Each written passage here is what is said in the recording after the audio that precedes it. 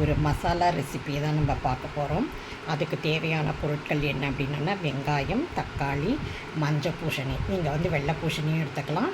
So இது ஒரு மசாலா மாதிரி நம்ம செய்ய போகிறோம். இது சாப்பாட்டுக்கு யூஸ் பண்ணிக்கலாம். இட்லி தோசைக்கோ சைட் டிஷ்ஷாக நம்ம யூஸ் பண்ணிக்கலாம். அதனால தான் இந்த ரெசிபியை நான் பண்ணுறேன்.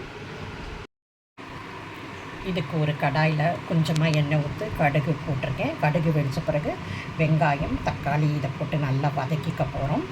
அதுக்கப்புறமா நம்ம மஞ்சள் பூசணிக்காயும் போட்டு நல்லா வதக்கிட்டு அதில் மசாலாஸெல்லாம் நம்ம ஆட் பண்ண போகிறோம்.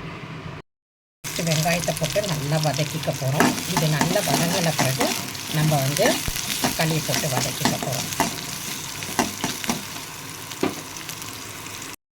இப்போ தக்காளியும் போட்டு நல்லா வதக்கிக்க போகிறோம்.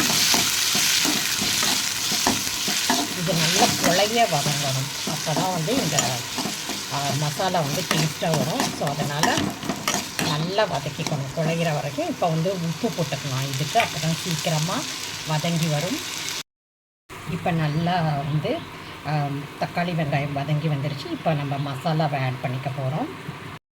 இப்போ இதில் என்னென்ன மசாலாஸ் ஆட் பண்ணியிருக்கோம் அப்படின்னா, நம்ம மிளகாய் பொடி, மஞ்சள் பொடி, அப்புறம் கொத்தமல்லி பொடி, அப்புறம் ஜீரகப்பொடி இதெல்லாமே போட்டு ஆட் பண்ணியிருக்கோம். இதை நல்லா வதக்கிக்கலாம் பச்சை வாசனை போகிற வரைக்கும்.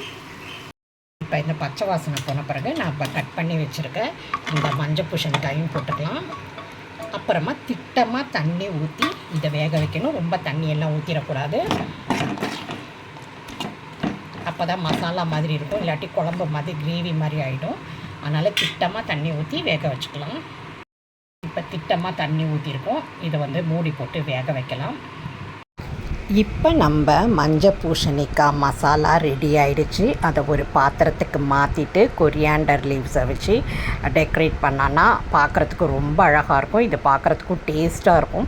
ஏன்னா மஞ்சள் பூசணிக்காய் இனிப்பாக இருக்கும். நம்ம இதில் காரம், உப்பு, ஜீரா பவுடரு, கொத்தமல்லி எல்லாமே ஆட் பண்ணியிருக்கிறதால டேஸ்ட் என்ஹான்ஸ் பண்ணி கொடுக்கும். இது சாப்பாட்டுலேயும் போட்டு சாப்பிட்லாம். சைட் டிஷ்ஷாகவும் யூஸ் பண்ணலாம். இட்லி தோசைக்கும் சப்பாத்திக்கு கூட சைட் டிஷ்ஷாக நீங்கள் யூஸ் பண்ணலாம். கண்டிப்பாக ட்ரை பண்ணி பாருங்கள்.